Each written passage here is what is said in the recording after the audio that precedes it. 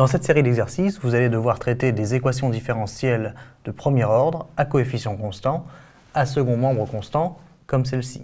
Alors souvenez-vous que pour de telles équations, la solution y de t est en fait la somme de yh de t et yp de t. Yh est la solution de l'équation homogène associée, c'est-à-dire la solution de y' plus 3y égale 0, et yp est une solution qu'on appelle solution particulière. Et pour déterminer l'expression de yp de t, on va regarder le second membre ici, qui est une constante.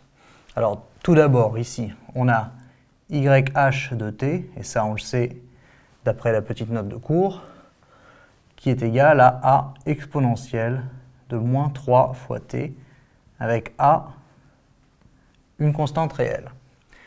Et pour le moment, on va laisser yh comme ça. On va ensuite s'intéresser à yp de t, et on va chercher yp sous la forme d'une constante, puisque le second membre ici est un terme constant. Donc on va chercher yp de t sous la forme a, avec a appartenant à R, ce qui fait que y' de t vaut 0. Mais comme yp est une solution particulière, c'est-à-dire une solution de cette équation-là, on doit pouvoir réinjecter yp dans l'expression et faire en sorte que yp vérifie l'équation. Donc ça nous ferait y' c'est 0, plus 3y, c'est-à-dire 3a, est égal à 2, ce qui va nous dire que a est égal à 2 tiers. Donc en réalité, la seule constante qui convienne pour une solution particulière constante, eh bien c'est a égale 2 tiers. Et donc, on va pouvoir écrire que y de t, c'est égal à a exponentielle de moins 3t plus 2 tiers.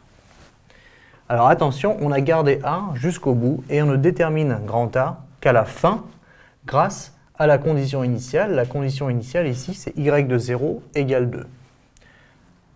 Donc y de 0 égale 2, ce qui veut dire que l'on peut écrire que 2 est égal à a plus 2 tiers, autrement dit que a est égal à 2 moins 2 tiers, c'est-à-dire, si je mets au même dénominateur 6 tiers moins 2 tiers,